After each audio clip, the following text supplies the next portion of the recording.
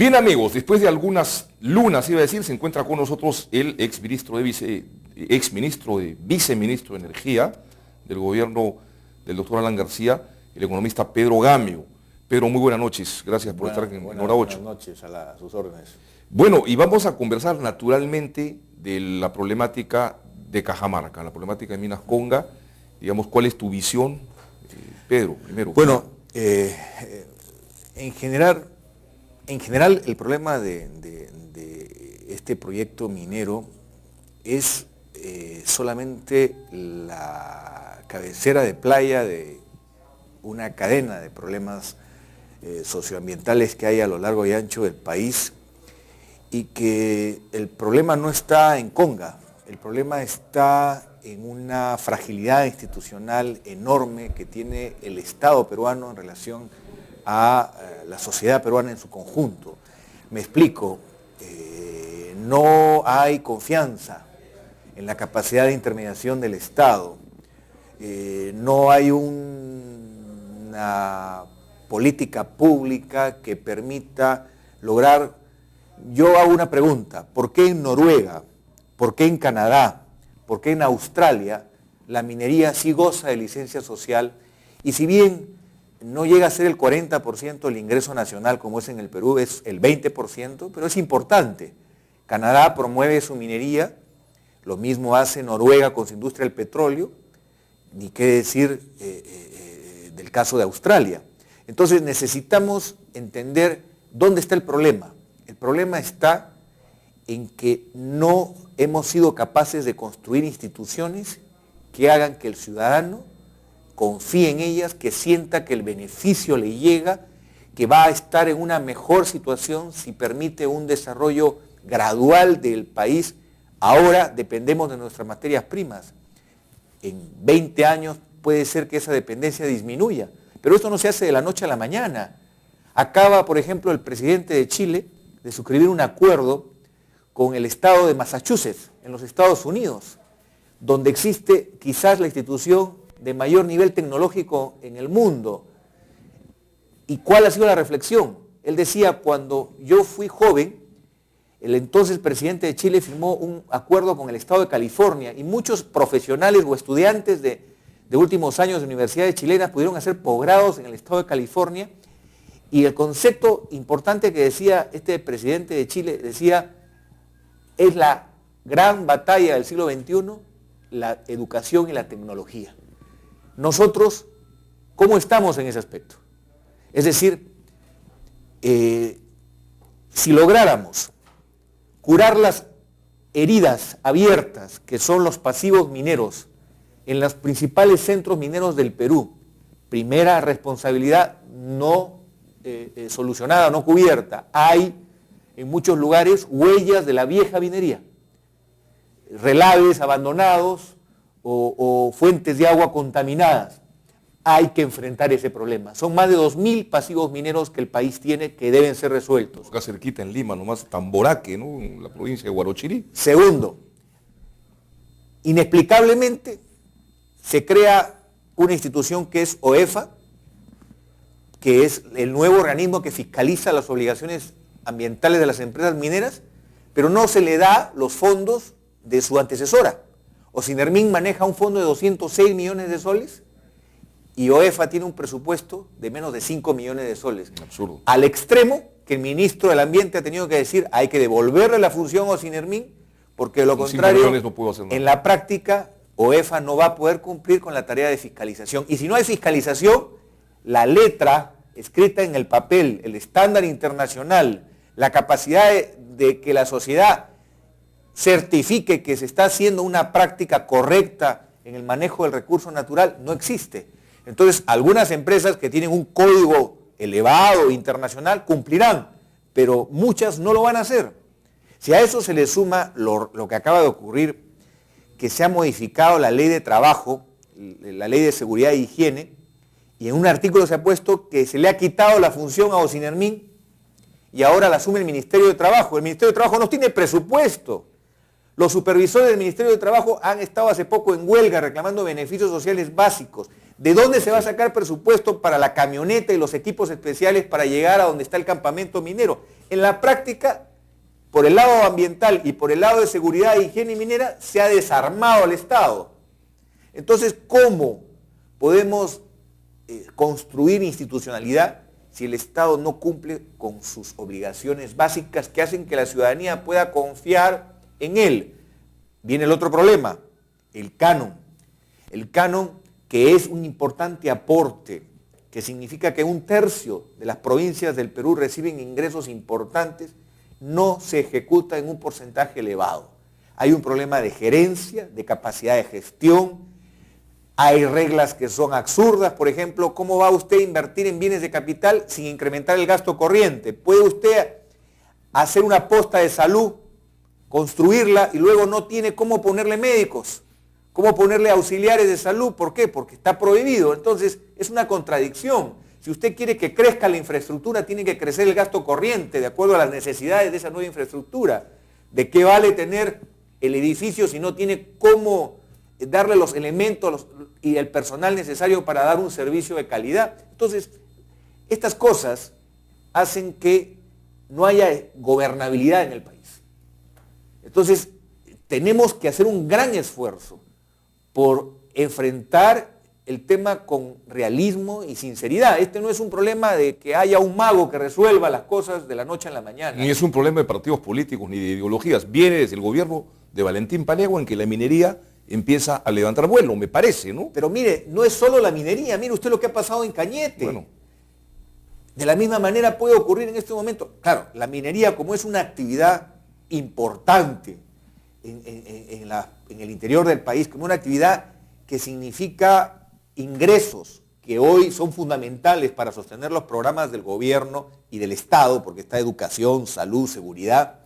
Entonces es mucho más visible. Y también, evidentemente, porque la falta de obligaciones básicas del Estado en las zonas rurales hace que la migración se acelere. Entonces vienen muchas personas, como ha ocurrido en las últimas 3 décadas, a las grandes ciudades y colapsan los servicios de las grandes ciudades porque nadie ha previsto que haya tantas personas y se genera una gran barrera porque la ilusión de la ciudad no es real. Acá no encuentran una mejor vida que la que tenían en sus pueblos de origen. Entonces se genera mayor conflictividad. El 70% del país reside donde no están los recursos naturales y donde ahora encima tenemos el problema del cambio climático que va a limitar la disposición de agua. Entonces no hay un desarrollo espacial equilibrado que aproveche el potencial de recursos naturales y no podemos tampoco apostar a la construcción de capacidades de nuestros recursos humanos por la ausencia, por ejemplo, en el Estado de una ley que promueva la meritocracia, que haga que no perdamos los pocos cuadros profesionales porque se los lleva la empresa privada. Si no hay un Estado moderno, no vamos a salir adelante.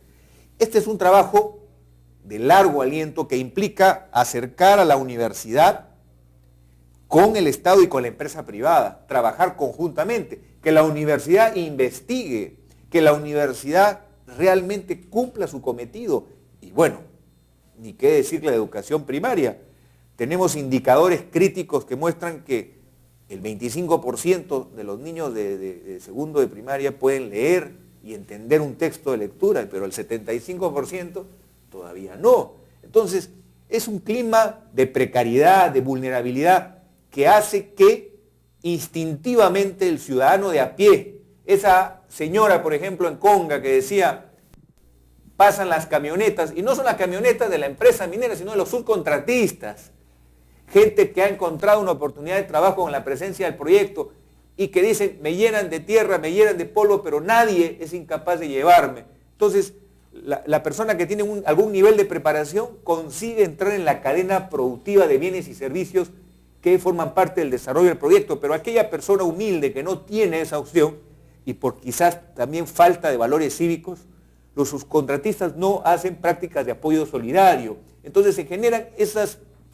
malas imágenes, pero también, evidentemente, el asegurar que haya un manejo del ambiente sostenible. Nadie puede negar que la minería impacta.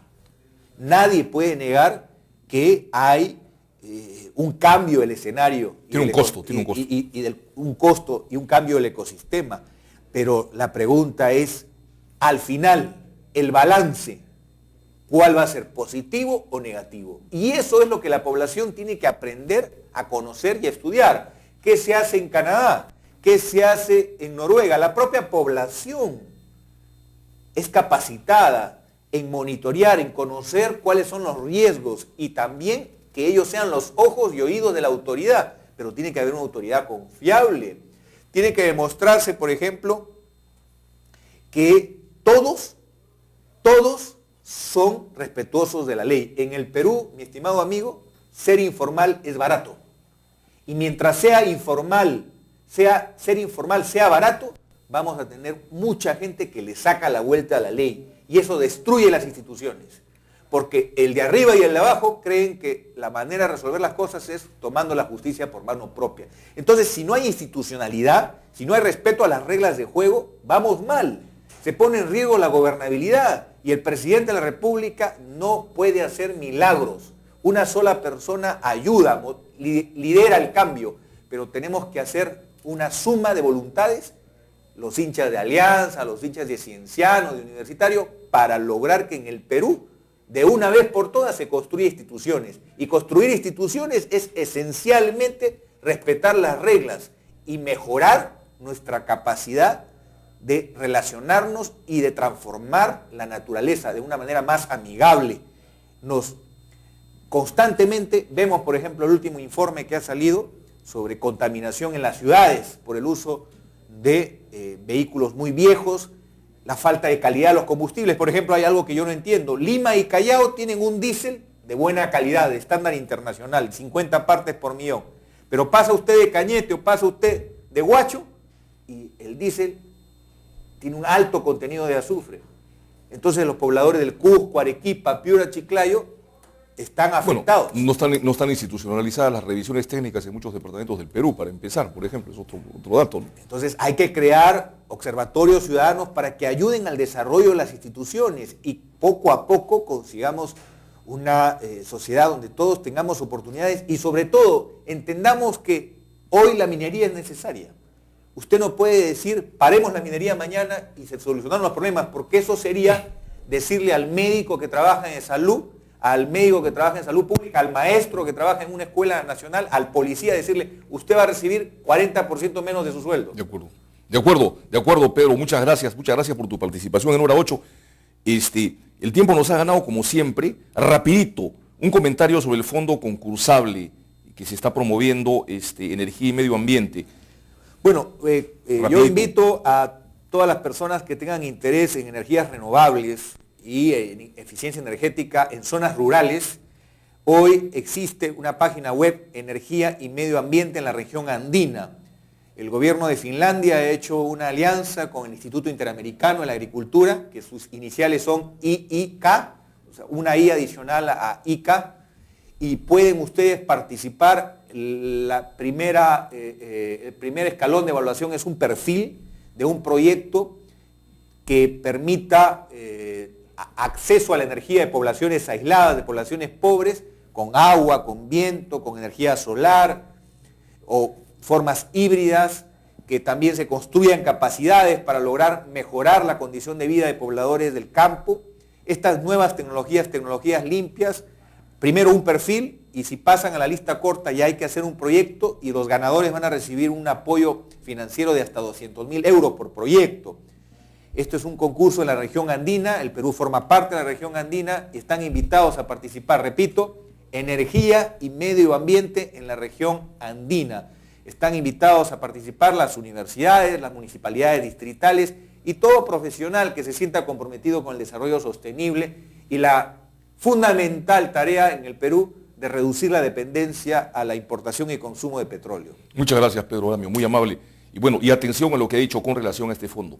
Bien, amigos, vamos a unos cortes y regresamos con el ingeniero Bernabé Ángel Rafael, candidato al Colegio de Ingenieros acá en la ciudad de Lima, que agrupa al 50% de los ingenieros en todo el país, casi. Regresamos.